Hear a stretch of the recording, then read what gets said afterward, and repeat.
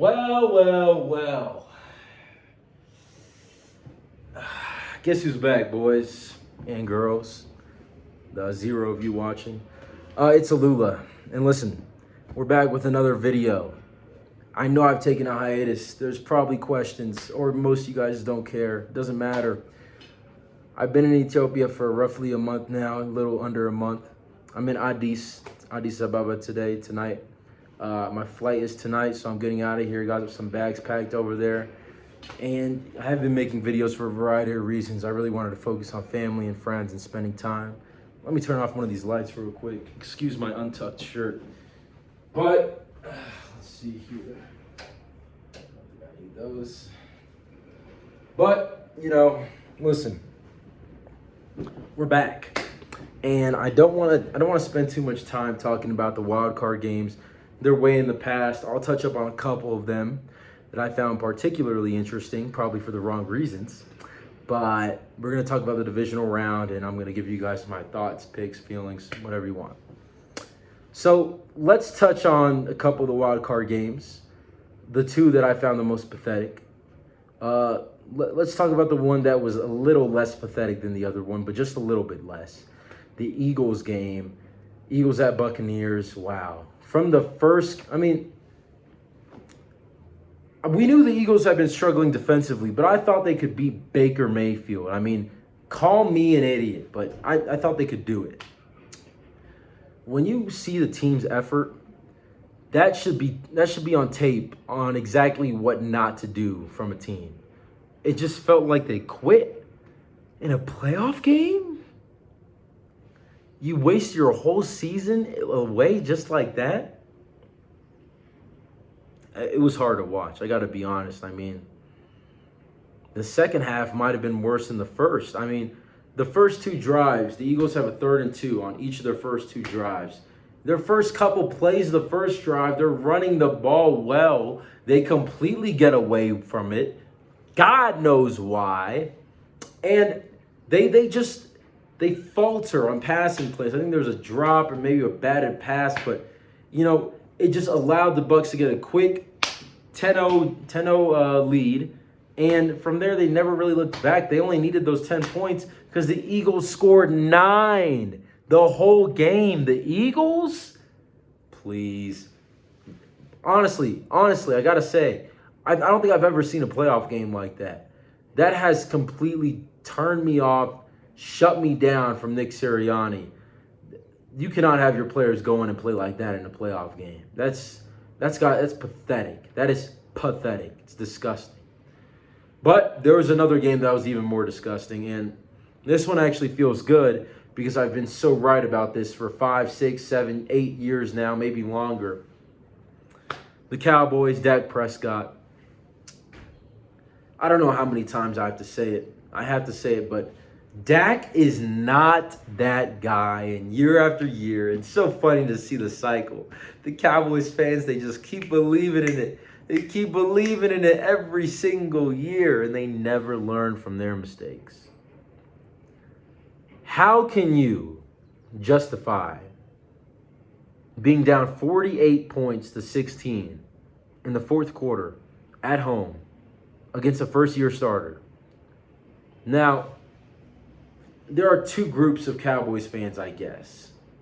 The ones that are beginning to become like me, beginning to become aware and realizing that, yes, Dak Prescott is the issue. And then there are the others that are saying, well, our defense allowed 6 touchdowns in the first 7 drives. And listen, that's horrible. But these same fans were telling us all season that this defense was the defense. Micah Parsons, ghost. Stephon Gilmore, listen, I love him. Cooked multiple times on Romeo Dobbs. Leighton Vander Esch didn't do shit. DeMarcus Lawrence, Malik Hooker, who cares? I don't even know if he's still healthy. The whole team was shitty. The whole entire team. Even CeeDee Lamb, I don't think he did much until the second half when it was already over. 27-0, 27-7, 48-16, and you already know Dak, let me sprinkle a couple of touchdowns at the end of the game. Get my stats up. I played all right. Well, I know he said in the press conference he sucked, which he did. But I'm just saying, And, they're going to be back next year. They're probably going to make a couple trades. People are going to start believing in them again. Mike McCarthy's already set to return next year. It's laughable at this point. It's comedy. The Cowboys are the laughing stock of the NFL, but they're masked as America's team and glamour this, glamour that, when they're just a pathetic pile of shit. That's all they are. That's all the Cowboys are. They're a pathetic pile of shit with makeup on it and a dress. The Cowgirls. Weak, soft, pussy. Like, honestly, terrible. I would hate to be a Cowboys fan. That's bad. That's bad. Moving on, though. We're in the divisional round, the best round. Usually the divisional round has, it's the only round that we have left where we have multiple games, right? And I know that the championship round, you have one from each, but that feels like nothing. That's just 2 games. We have 4 games, so it should be exciting. And we're going to talk about each game. And yeah. So Texans-Ravens, 9.5-point spread. I don't think there's a lot to this game. We got to think that, listen, C.J. Stroud's a rookie. Playing a good defense on the road. Last time he played a good defense on the road was a Jets game. You can check the score to that. It was like 30-6. Stroud played awful. I think it could be something similar to along those lines. I think the Texans could be held with only 1 touchdown, maybe 2. I think the Ravens offense is going to move the ball at will. I think they can run the ball. Dalvin Cook, we'll see what he does, but it's going to be a lot of Lamar, Justice Hill, Gus Edwards. Zay Flowers will break a couple open, maybe Odell. They just have too many. I think Mark Andrews got activated. There's too much for a rookie quarterback, rookie head coach against an experienced quarterback, although he doesn't have a lot of playoff success, Lamar Jackson. But John Harbaugh as well, who has lots of playoff success with Flacco, and maybe he will soon here with Lamar.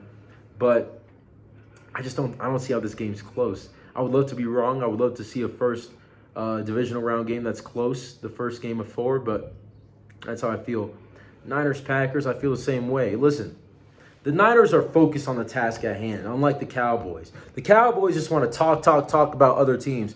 Jerry Jones talking about Philadelphia, Micah Parsons talking about the Niners. That's what losers do, okay? In the NFL, losers are always focused on the other teams. Winners are focused on winning and getting better for themselves. It's just how it is. It's how it's always has been in the NFL, okay? The Niners, to me, Shanahan also has a history of owning.